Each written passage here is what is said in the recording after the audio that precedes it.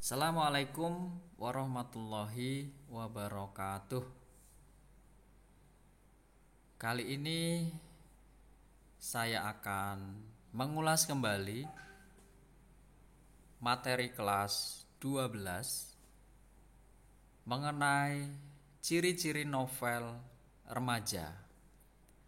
Pada pembelajaran sebelumnya sudah saya upload video pembelajaran tentang novel remaja juga.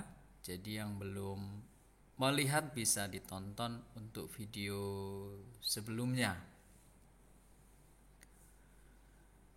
Tujuan untuk pembelajaran kelas 12 tentang ciri-ciri novel remaja, yaitu peserta didik dapat mengidentifikasi ciri dan juga struktur dari cerpen.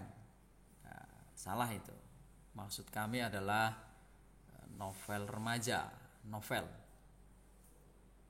Bisa dibenarkan nanti. Kebanyakan bertemakan mengenai pertemanan atau persahabatan dan tentu percintaan. Ini secara umum. Secara umum itu saya juga kurang memahami, kurang mengetahui mengapa pada bagian yang terakhir itu masuk di dalamnya. Karena secara umum mungkin seperti itu. Jadi hanya penyampaian saja. Yang kedua, bahasa yang digunakan juga bahasa sehari-hari yang digunakan oleh remaja. Artinya tidak bersifat formal. Selebihnya sama dengan ciri novel pada umumnya. Novel itu sangat banyak, kompleks dari hal masalah yang diangkat. Bila cerpen itu adalah hanya satu tema, sedangkan kalau novel itu banyak sehingga dikembangkan per bab, banyak bab. Struktur novel di bawah ini merupakan struktur novel. Berikut ini merupakan penjelasan mengenai struktur novel. Apa saja?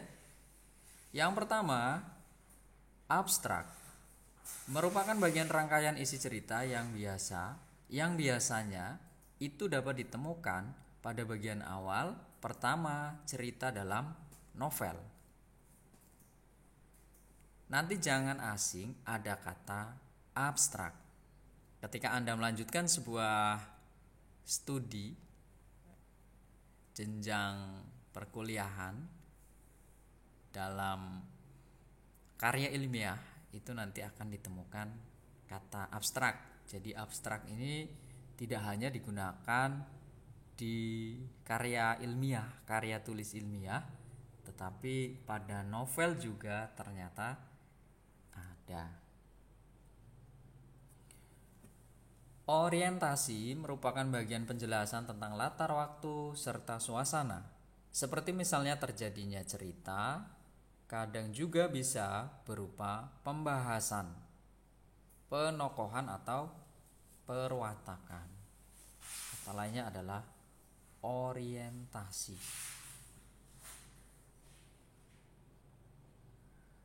Komplikasi. Kalau mendengar kata komplikasi itu serasa penyakit ya. Bukan. Di sini adalah komplikasi ini ada di dalam novel ternyata. Apa? Merupakan suatu urutan kejadian yang dihubungkan dengan adanya sebab akibat, yang mana tiap-tiap peristiwa atau kejadian itu terjadi karena adanya sebab serta mengakibatkan munculnya kejadian atau peristiwa lain. Nah, seperti itu. Jadi komplikasinya itu adalah urutan kejadian, kemudian adanya sebab akibat. Tiap peristiwa kejadian itu ada sebab akibat yang muncul dari kejadian. Bisa dipahami sendiri nanti dibaca ulang dari uraian itu. Evaluasi merupakan bagian yang mana konflik yang terjadi pada tahap komplikasi itu terarah menuju pada titik tertentu. Kalau evaluasi kita sering mendengar ya. Resolusi merupakan suatu bagian dalam novel yang memunculkan solusi atas sebuah masalah konflik yang sedang terjadi. Itu namanya resolusi. Bagian novel kemudian muncul solusi, berarti bukan nambah masalah baru ya. Kalau ada sebuah masalah itu harus dipecahkan, bukan menambah masalah. Nah, itu dalam sebuah novel itu namanya resolusi. Kemudian ada koda. Koda bukan kuda, bukan. Koda merupakan suatu bagian akhir atau penutup cerita di dalam video. Di dalam novel. Maksud saya adalah novel. Salah ya. Terima kasih. Nah, ini sudah di tahap akhir dalam pertemuan kita. Untuk durasinya saya buat singkat saja biar apa yang dipahami, apa yang disampaikan itu dapat tercapai. Bila nanti ada sebuah pertanyaan, masukan, apapun itu, silahkan dengan senang hati berikan komentar, saran di kolom komentar yang tersedia agar tentunya lebih baik kembali dalam penyampaiannya. Saya ucapkan terima kasih.